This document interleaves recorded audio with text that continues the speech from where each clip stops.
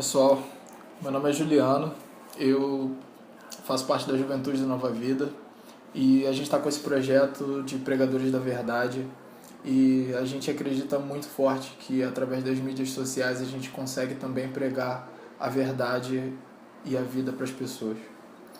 E o tema do que eu vou falar aqui é salvo do quê? A gente passa muito tempo nas igrejas falando sobre salvação, falando sobre as pessoas que precisam ser salvas, que a salvação vem através da fé, mas a gente não fala do que a gente é salvo.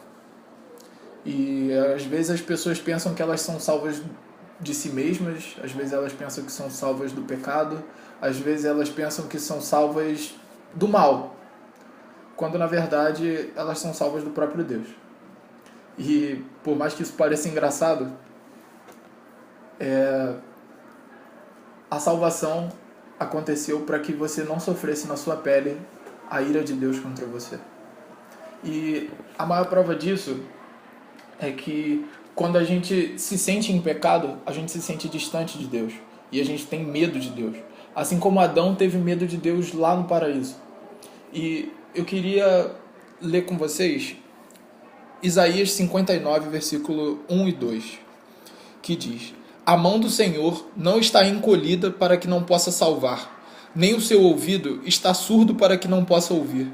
Mas as vossas maldades fazem separação entre vós e o vosso Deus. E os vossos pecados esconderam o seu rosto de vós, de modo que não vos ouve. Nesse versículo a gente tem a própria palavra dizendo que o nosso pecado nos afasta de Deus. E a gente sabe que o pecado é algo completamente abominado pelo nosso Deus. E a criação aconteceu para que a comunhão que era tão esplêndida e tão fenomenal entre os três, que ao mesmo tempo são um, pudesse ser compartilhada com mais alguém. Eles sentiam algo tão bom, mas tão bom e tão ótimo, que eles queriam que mais alguém sentisse aquilo. E daí o homem foi criado. Só que o homem, com a sua natureza pecaminosa, ao invés de sentir aquela comunhão perfeita que existia, sempre foi tendencioso a machucar o coração de Deus. Então, eu, Juliano, caracterizo o pecado como algo que machuca o coração de Deus, como algo que não deveríamos fazer porque deixa ele triste. E por isso o pecado nos afasta dele.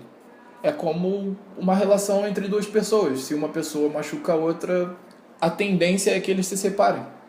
Então, lá em Gênesis 3, já tinha alguma coisa falando sobre isso.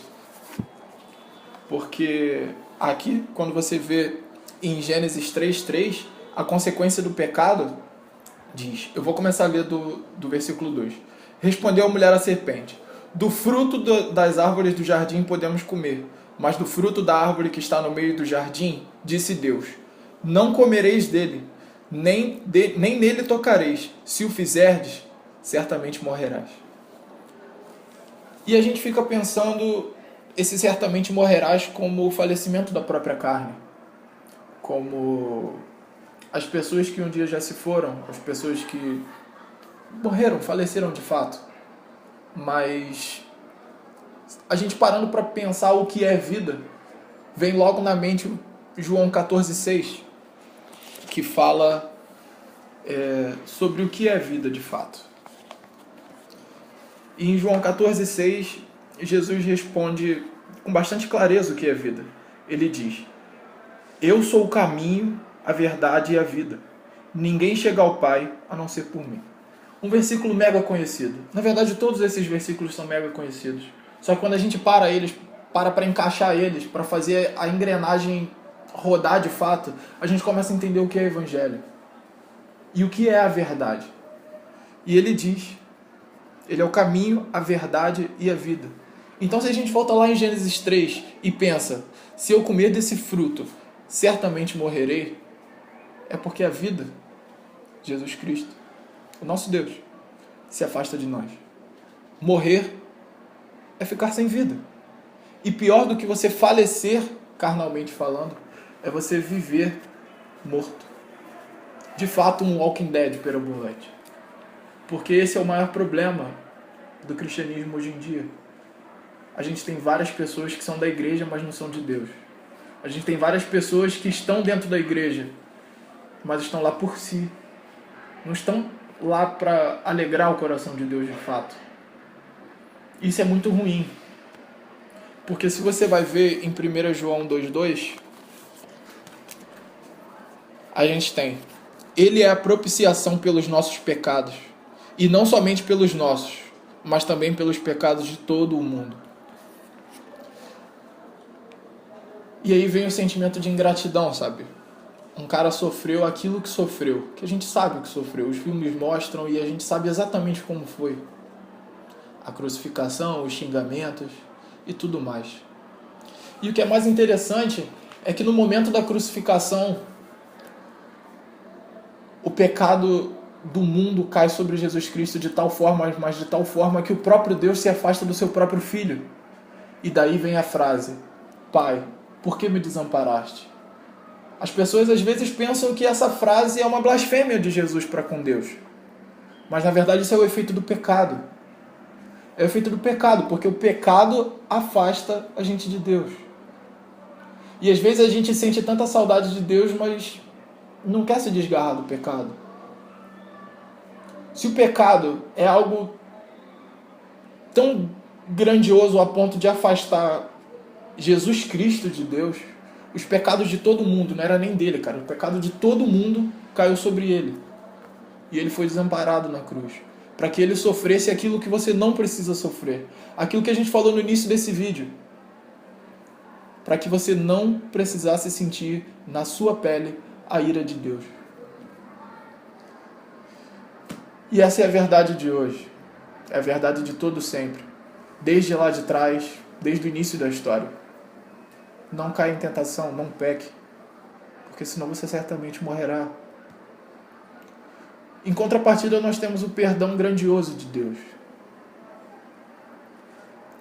O perdão que é capaz de transformar a sua morte em vida novamente.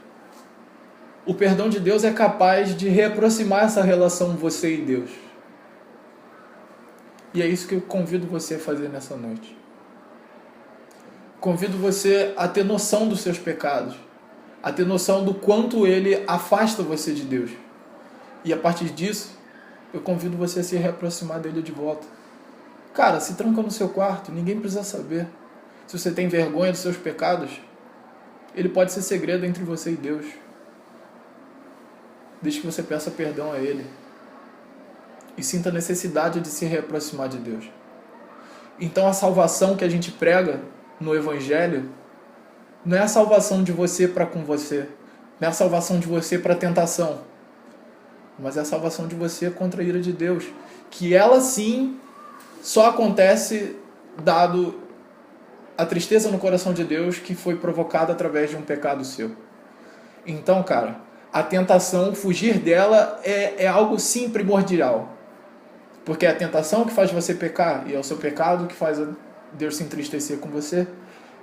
E é essa tristeza que faz com que a ira dele caia sobre você. Mas essa ira não precisa cair, porque, como eu disse, um sacrifício foi feito. Não faça esse sacrifício ter acontecido em vão. Então é isso, galera.